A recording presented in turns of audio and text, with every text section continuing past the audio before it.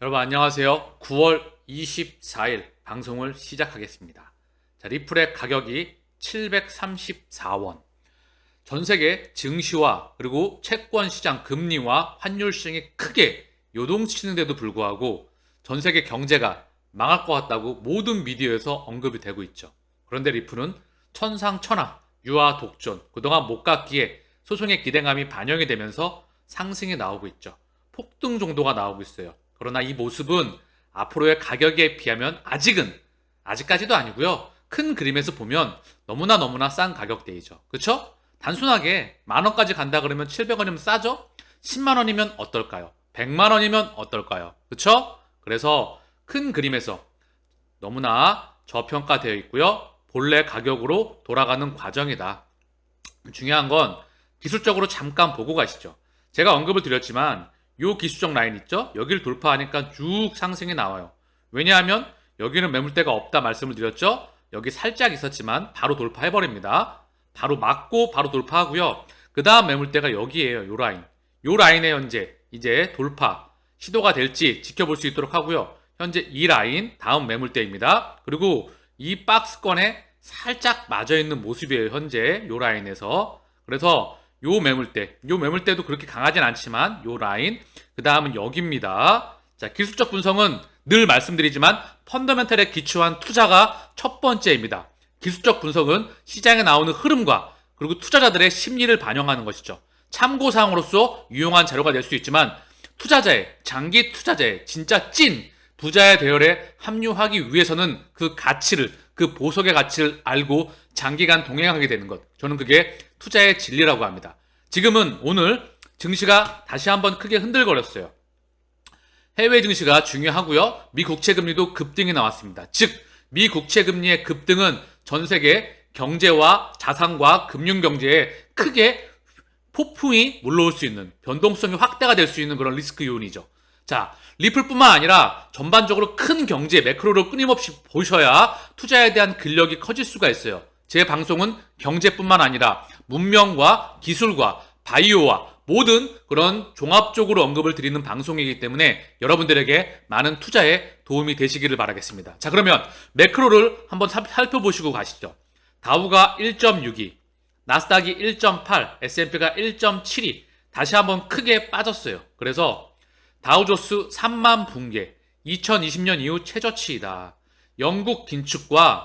연준 긴축과 영국 시장 불안이 요인이다. 영국에서 감세가 나오게 되면서 영국이 감세 정책을 하게 되면 물가가 급등할 수가 있다. 그러면은 긴축이 가속화가 될 수가 있어 라고 하는 불안이 가속되게 되면서 지금 현재 증시를 다시 한번 크게 흔들리고 있어요. 그리고 중요한 건 연준 긴축으로 인해서 자, 미 국채 금리를 보자고요. 현재 미국 국채 금리예요. 무려 3.68, 장중에 3.81을 찍었어요. 10년물이. 자, 미 국채 금리가 4%에 육박한다는 거는요. 어마무시한 이야기거든요. 자, 그래서 전 세계 증시와 미디어에서 시장이 망할 것처럼 다시 언급이 되고 있다는 부분이죠. 1개월로 보면 엄청난 수치예요, 지금요. 그쵸? 3개월로 봐도 마찬가지고요. 자, 보시면 마지막에 섰어요. 수직이죠? 그쵸? 기울기가 가속화되다가 마지막에 섰어요, 이게. 이게 진짜 짧게만 봐도 슈팅이죠? 자, 그리고 1년치로 한번 봐볼게요. 1년치도 봐도 정말 강하죠? 그쵸? 3년치로 봐도 마찬가지입니다. 이 기울기. 그쵸? 요게 돌아나가는 시점을 그려야 돼요. 지금 국제 유가가 80달러 밑으로 떨어졌어요. 이게 강달러가 되면 유가의 반대편에 있기 때문에 당연히 약세 요인이기도 하고요. 경기 침체 요인이기 때문에 또한 유가가 약세이기도 하죠. 그러나 유가가 80불, 70불 아래로 떨어지게 되면 즉 모든 물가의 지표의 기준은 아직까지는 원유예요. 유가. 얘가 떨어지게 되면 물가의 그런 추세적인 하락폭이, 슈팅에 대한 하락폭이 나올 수 있다. 그러면 뭐가 되죠? FOMC에서 스탠스가 바뀔 수 있다. 지금 전 세계 증시와 실물 경제가 흔들리는 건 뭐죠? 연준이 수도꼭지를 잠갔기 때문이죠. 연준이 수도꼭지를 잠그니까 전 세계 중앙은행들이 수도꼭지를 다 가파르게 잠그고 있다. 연준이 수도꼭지 잠갔던 걸 풀면 어떻게 되죠? 지금까지 봐왔던 흐름과 반대의 흐름을 보일 거라 생각을 합니다. 자, 시장 지표를 보게 되면 원달러 환율이 무려 1418원. 똑같아요. 미 국채 금리와 함께. 자, 마지막에 이렇게 섰죠? 그쵸? 엄청난 지금 슈팅세. 달러의 가격 또한 지금 112.96. 얘도 섰어요. 그쵸? 다 이래요. 자, 요게, 자, 뭐죠? 달러의 가격과 연준이 결정하는 거예요. 이렇게 세상을, 자, 22 이전에 영국 파운드화가 지배를 했었죠? 그 다음 미국으로 넘어왔고요. 미국 연준에서 바로 달러의 가격과 원달러 환율의 원화의 가격과 미 국채 금리를 결정합니다. 자, 이 달러 가격 그리고 원달러 원화 가격 미 국채 금리에 의해서 사실 유가 또한 결정되는 거거든요. 사실 공급이 세상을 움직이기 때문에 공급 뭐죠? 세상을 움직이는 세력, 연준을 움직이는 세력은 누구다? 바로 미국의 민영은행들의 집합체이다. 거기엔 누가 있다? JP모건, 시티, 뱅크 오브 아메리카, 그리고 웰스파고 다 리플과 XRP와 무관하지 않은 글로벌 금융의 최정점에 있다. 미국과 유럽은 그 뿌리가 같다. 우리는 그 핵심 정점에 있는 금융기관의 핵심 정점에 있는 리플과 XRP를 투자하고 있다는 부분이죠. 자, 매크로가 다 연결되는 거예요. 세계 공급과 질서를 결정하는 사람들이기 때문에. 자, 미 국채 금리가 10년물은 3.68, 장중에 3.8이 넘었었죠? 장중에 3.8이 넘었다. 자, 그리고 미 국채 2년물이 무려 4.20이에요. 어마무시하죠? 2년물이 4.20입니다. 현재 연준의 다음번 FOMC에서의 0.5%, 0.75% 그 부분을 반영하고 있다. 그렇기에 시장이 흔들거리는 거다. 자, 그리고 VIX 지수, 빅스 지수라고 하죠? 이게 1개월치에 30의 근처에 왔어요. 30. 과연 최고점에 있다. 빅스 지수가 엄청나게 급등했기 때문에 시장 또한 흔들거리는 거죠. 자, 그래서 여러분들이 큰 그림을, 저는 크게 보는 걸 좋아합니다. 그래야 방향타와 전 세계의 지도의 판이 보이는 거예요. 문명의 판이 보여야 진짜 찐 장기 투자를 하고 글로벌 기득권의 움직임과 그리고 미래를 볼 수 있는 겁니다. 자, 6개월로 볼게요. 6개월로 보면 아직 최고점은 아니죠. 그러나 가팔라요. 자, 근데 더 크게 보면 한눈에 보입니다. 자, 5년으로 한번 봐보죠. 코로나 팬데믹 때 엄청 커졌었어요. 이때 시장이 한번 시스템 리스크로 가들 뻔했었죠. 거의 갔다고 봐도 무방합니다. 어쨌든 65.54. 무제한 양적 완화와 제로금리를 실시하게 되죠. 자, 이때를 제외하고 지금 매물대에 딱 이것도 매물대가 있어요.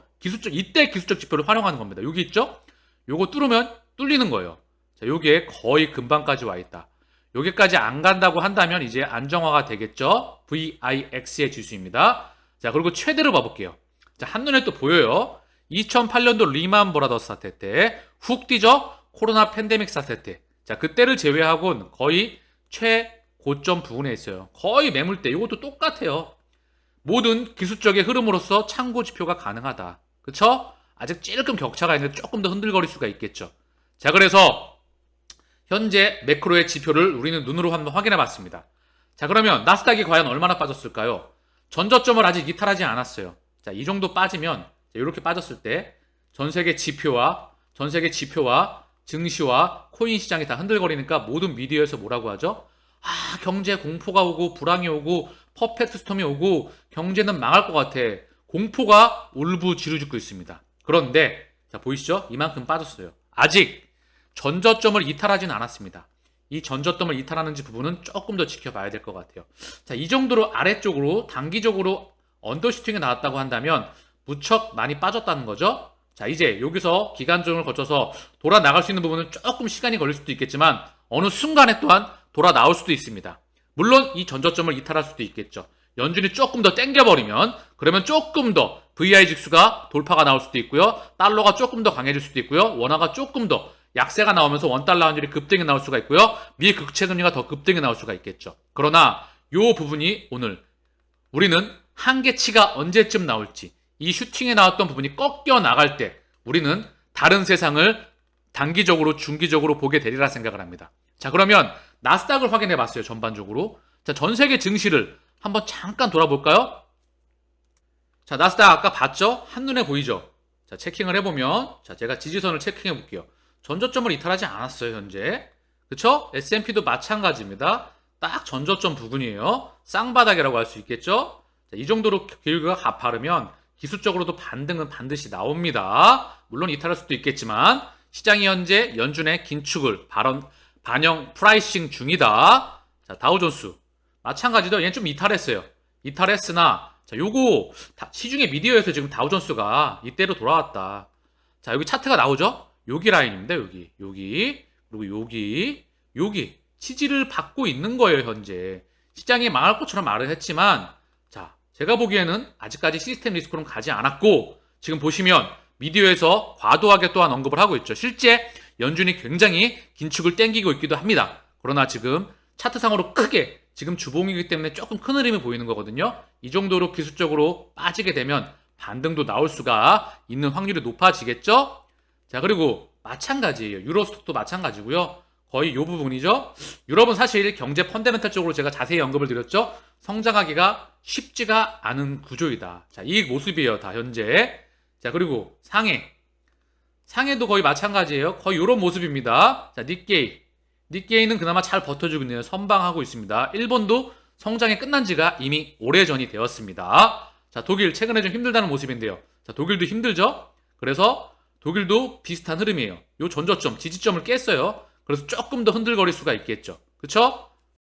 자, 이런 상황에도 불구하고 리플이 지금 독보적으로 거의 전 세계 자산시장에서 시가총액 상단에 있는 그런 펀더멘탈이 뛰어난 그런 투자 대상에서 독보적으로 지금 상승에 나오고 있는 모습이에요. 그동안 못 알랐기 때문에 소송에 대한 그런 부분이 반영되고 있죠. 거래량도 압도적으로 많다. 거래 대금 또한. 그쵸? 자, 근데 자 보면 미 증시 자이언트 스텝 여파의 일제 급락, 다우 3만 선이 붕괴가 되었다. 영국 파운드와 새 정부 감세 조치의 2% 폭락. 자, 원화와 위안화와 파운드화와 엔화와 달러를 제외한 모든 가격은 다 폭락하고 있어요. 달러가 안정화를 취하기 위해선 물가와 물가를 기준으로 한 연준이 필요하다. 그래서 미 유가 배럴당 80달러 아래로 하락했다. 경기 침체 우려와 달러 강세. 그러나 이 이면을 보게 되면 통찰력을 발휘해 보면 얘가 80달러 아래로 떨어지고 70달러 부근에 있다고 한다면 또는 그게 아래로 떨어진다고 한다면 어쨌든 중요한 건 얘가 떨어지고 있다고 한다면 다음번 물가는 과연 어떠한 흐름이 있을까요? 원자재 가격이 안정화가 되면 생산자 물가가 안정화가 됩니다. 그 전에 수출입 물가가 안정화가 되겠죠? 그럼 얘가 소비자 물가 지수에 영향을 줍니다. 물가, 연준이 언급하는 건 뭐죠? 오직 물가죠. 2008년도 이후에 2020년까지 12년 동안 물가 상승률 2%를 못 맞췄어요. 코로나 팬데믹 이후에 그리고 우크라이나로 인해서 미국의 물가 상승률과 전 세계 물가 상승률이 엄청나게 폭등을 했죠. 미국 기준으로 CPI가 9%가 넘었습니다. 자, 지난달 8% 기준. 자, 이게 떨어지겠죠. 그리고 생산자 물가 지수 미국의 PPI가 떨어지고 있죠. 그러면 연준의 스탠스는 어떻게 바뀔까요? 참고사항으로 언급을 드립니다. 전 세계 증시를 이렇게 공포로 몰아넣고요. 이들은 기득권은 하방으로도 먹고요. 상방으로도 먹고요. 자, 이제 현재 실물 이 지수에서는 모아가겠죠. 수급을 차단하고 손바뀜이 일어나고 있습니다. 그들끼리. 저는 그래요. 이때 누가 담을 수가 있을까요? 그런데 진짜 선수들은 담습니다. 진짜 선수들은 이때 담습니다. 이때 떨어져도 계속 기계적으로 매월 조금씩 떨어질 때마다 모아갑니다. 이게 선수들과 아마추어를 가르는 진짜 실력이라 생각을 합니다. 판테라 캐피털 CEO 경제 위기에도 블록체인은 계속 성장 지속한다. 저도 동감하는 부분이고 100% 동감하는 부분입니다. 위기가 오건 시스템 리스크로 가건 또는 변동성이 확대가 되건 어떠한 세상이 오더라도 블록체인은 계속 성장을 하겠죠. 블록체인이 성장을 한다는 것은 제가 계속 언급을 드렸죠. 지구가 아프다. 대량 생산 체제가 끝나간다. 그래서 이미 블록체인과 비트코인이 탄생을 했다. 2008년도 이후가 기준점이다. 바로 블록체인과 비트코인의 탄생, 아이폰의 혁명, 공유 경제의 탄생, 에어비앤비와 우버를 기준점으로 한. 자, 그리고 쉐일 혁명의 탄생. 자, 이 부분이 정말 많은 거를 의미합니다. 여기에 바로 중심에 IoT, 사물 인터넷과 블록체인이 있다. 심장이다. 이 기반 위에 메타와 그리고 갖가지 4차 산업의 기술들이 들어가게 됩니다. 자율주행차, 3D 프린터, AR, VR, 그리고 빅데이터, 사물 인터넷, 5G, 클라우드 모든 혁명들의 기술이 융복합되면서 이 세상을 준비하고 있는 거죠. 최소 코인 시장은 앞으로 100배 이상, 그것도 최소입니다. 최소. 이 세상은 100% 온다는 것을 저는 확신합니다. 여러분들 또한 많은 연구와 분석을 통해서 그 시장을 확신하시고 준비하시기를 바랍니다. 싱가포르 DBS, 암호화폐 서비스 대상 확대, 개인 고객 자산가 포함한다. 싱가포르 DBS에서 암호화폐 서비스 대상을 개인 고객 자산가까지 포함한다는 소식입니다. 사실 이거는 기정사실화이고요. 전반적으로 전 세계에 시차를 두고 다 반영될 수밖에 없는 흐름입니다. 먼저 반영하느냐, 조금 늦게 반영하느냐, 그 차이만 있을 뿐이죠. 미 연준 따라 세계 금리 인상 도미노, 경기 후퇴 우려도 커져. 당연한 부분이죠. 자, 그러면 이거를 역설적으로 반대로 볼까요? 미 연준이 금리 인상을 멈춘다. 그리고 금리 인하를 한다. 도미노로 다 따라옵니다. 그쵸? 그렇기에 우리가 첫 번째로 체킹해야 될 건 뭐다? 물가이다. 물가가 뭐다? 연준의 텐스를 바꾼다. 첫 번째로 챙겨볼 건 바로 연준이기 때문에. 전 세계 아직까지 주인이기 때문에 연준이 어떻게 입을 바꿀지 이게 물가가 좌우한다. 유가는 언론에서는 경기 침체 우려와 달러 강세 우려에서 사실 투기적인 요인도 강합니다. 펀더멘탈적인 요인도 강하지만 원자재 가격은 투기적인 요인도 굉장히 강해요. 이것 또한 가격을 결정한다. 얘가 또한 꺾여 나갈 때 다른 흐름을 보이겠죠? 자, 브래드 갈링하우스가 SEC 소송 정식 재판 회부 없이 끝날 것. 자, 유투데이에 따르면 최근 폭스와 폭스 비즈니스와 인터뷰에서 SEC와 리플의 미등록 증권 판매 소송은 배심 판결까지 가지 않고 판사가 판결을 내리게 될 것. 그는 판결을 내릴 수 있는 증거가 충분하기 때문에 재판에 회부되지 않을 것으로 보인다. 앞서 주요 매체들은 리플과 SEC가 뉴욕 연방지방법원에 약식 판결을 신청했다고 보도한 바 있다. 이 기대감이 현재 반영되고 있는 것입니다. 소송이 마무리가 빨리 돼야 되겠죠? 세계 경제 포럼 기후변화 대응 위한 웹3 연합체 출범. 자, 세계 경제 포럼 또한 세계를 움직이는 그런 중요한 부분이죠. 그래서 기후변화에 대응하기 위한 기후변화, 이걸 반대만으로 역설적으로 또 표현해 볼까요? 지구가 아프다고요. 왜 지구가 아프죠? 계속해서 성장해 왔기 때문에 폭발적으로. 인구도 폭발적으로 성장했고요. 도시화도 폭발적으로 됐고요. 끊임없이 경제 성장을 이루어 왔습니다. 한정된 자원을 가지고 끊임없이 도로를 만들어내고요. 변화를 시키고 물질을 변화시키고요. 제가 계속 언급을 드렸지만 한국의 중후장대 30년의 역사를 보게 되면 대량으로 생산을 해왔습니다. 즉 이 말이 뭐죠? 지구의 환경을 파괴해 왔다는 거죠. 지구 입장에선 인간이 바이러스입니다. 그렇기에 이제 지구가 아픈 부분을 세계 경제 포럼에서 얘기를 하고 있는 거다. 지구가 아프기 때문에 블록체인이 탄생을 한 거다. 이면에 통화 시스템에 바로 한계치에 봉착을 해왔다. 이 이면에 법정화폐 시스템이 끝나간다. 이면은 CBDC이다. CBDC가 뭐다? 리플과 XRP가 도래함을 의미한다. 전 세계 코인의 끝판왕이다. 그래서 계속 보게 되면은요, 웹3, 암호화폐 및 블록체인 기술 관련 30개 기업 및 단체로 구성된 크립토 지속 가능성 연합을 출범한다고 발표했다. 여기에 아발란체, 서클, 그리고 리플, 솔라나 다 언급되고 있는데 여기 리플이 참여한다. 연합체는 향후 암호화폐 채굴의 친환경 과제, 웹3 기술이 기후 변화에 미치는 영향 등을 연구하고 정보와 기술을 규제하거나 개발을 장려하는 방법을 논의할 계획이다. 핵심만 보게 되면 세계 경제 포럼에서 기후 변화, 지구가 아픈 부분을 웹3 연합체를 출범한다는 소식이죠. 여기에 리플이 포함되었다는 소식입니다. 1억 달러 이상 소송 비용, 암호화폐 업계 대변에 SEC와 싸우고 있다. 자, 브래드가 인터뷰를 통해서 이렇게 언급하고 있는 부분이에요. 데일리오에 따르면 메사리의 라이언 세키스 CEO의 인터뷰에서 리플은 어떻게 보면 SEC를 상대로 업계 전체를 대변하고 있다고 말했다. 맞는 말이죠. 자, 그래서 SEC가 암호화폐 산업을 괴롭혔다고 생각한다. 1억 달러 이상을 방어 비용으로 쓰는데 이를 감당한 프로젝트는 많지 않다. 이번 소송은 리플에게만 중요한 게 아니라 업계에서 누군가 이에 맞서는 것이 중요하다고 생각한다고 말했다. 업계의 연대를 얘기한 내용이다. 자, 이 부분에 대해서 마무리가 돼야 되겠죠. XRP 7일간 45% 상승, 강세 지속 가능할까? 소송이 마무리가 된다면 강세가 소송이 마무리가 되고 살짝 쉬었다가 또는 이건 지켜봐야 되겠죠. 소송이 마무리가 된다면 어느 정도 기준점을 거치고 저는 더 가겠죠. 이 부분은 단기적인 부분. 늘 단기와 중기와 장기는 따로 봐야 됩니다. 그러나 큰 그림에서 강세 지속은 당연한 부분이다. 왜? 자, 이 부분을 좀 보자고요. 순식간에 7천만 원 벌었다. 자고 일어났더니 대박. 무슨 일? 자, 리플에 투자해서 어떤 직장인이 뭐 지금 광고가 나오는 것 같기도 하고 뭐 이런 걸 나왔는데, 자, 보게 되면 리플의 이 그래프 최근에 급등 나온 걸 보여주면서, 그리고 순식간에 자고 일어났더니 7천만 원 벌었다. 이거를 팔아야 돼요. 팔아야 번 겁니다. 안 팔면 번 게 아니에요. 현금으로 확정 지었다. 자, 그런데 7천만 원만 지금 팔아서 7천만 원 벌었는데, 자, 얘가 만 원 가고 10만 원 가게 되면 얼마를 벌었을까요? 만약에 여기서 리플 투자를 끝난다게 된다면, 큰 그림에서 여기서 끝냈다고 한다면 아마 땅을 치고 후회를 하게 되겠죠. 그쵸? 7천만 원 버는 게 번 게 아니죠. 이거 벌려고 지금 투자하는 게 아니죠. 이렇게 단타로 좀 자극적으로 언급을 하는 겁니다.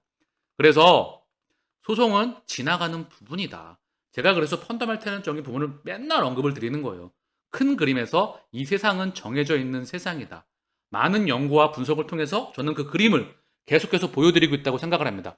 여러분들 또한 많은 연구와 분석을 통해서 제 방송 또한 그 부분에서 여러분들이 필터링을 해서 여러분들 거화 시켜서 본인이 확신을 하셨을 때, 시장이 크게 흔들거릴 때, 가격이 빠질 때, 지금처럼 올라갈 때가 아니라 빠질 때 모아가서 바닥에서 기구일 때 모아가는 전략은 언제나 유효하다. 지금은 오로지 리플 혼자 유유하게 올라가고 있죠. 이게 또 기술적으로 이렇게 반등이 나왔기 때문에 흔들거릴 수도 있어요.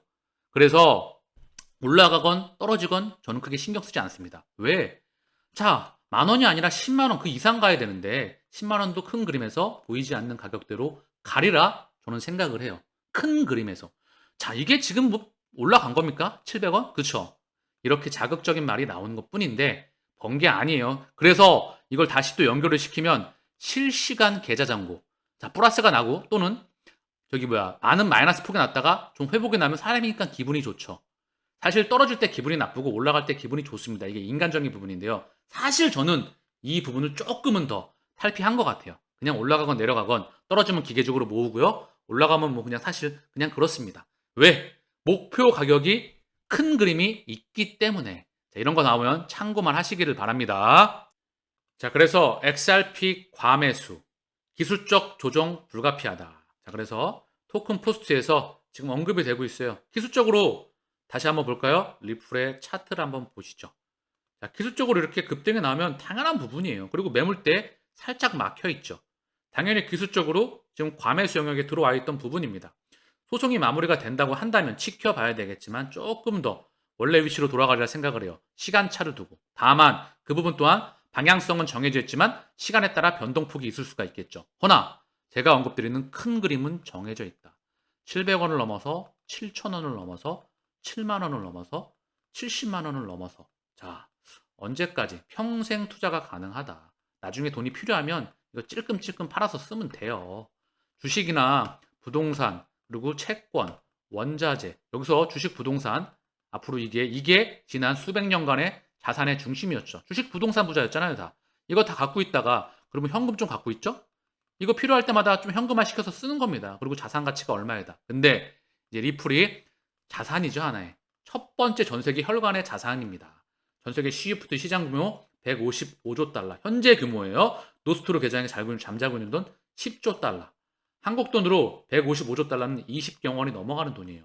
그리고 이것도 지금 시장 규모이기 때문에 CBDC가 거액결제용 송금 시장에서 이게 ISO 20022를 기준으로 해서 스위프트 2.0에 도래하게 되면 과연 전 세계 송금 시장의 파이가 어느 정도로 커질지, 디지털의 세상에서 이 디지털의 CBDC를 도매용 CBDC, 거액결제용 CBDC로 옮기는 유일한 디지털 브릿지 연결 자산인 리플의 가격은 어디에 가 있을까요? 그래서 100만 분의 1로 쪼개게 설계가 되어 있는 겁니다.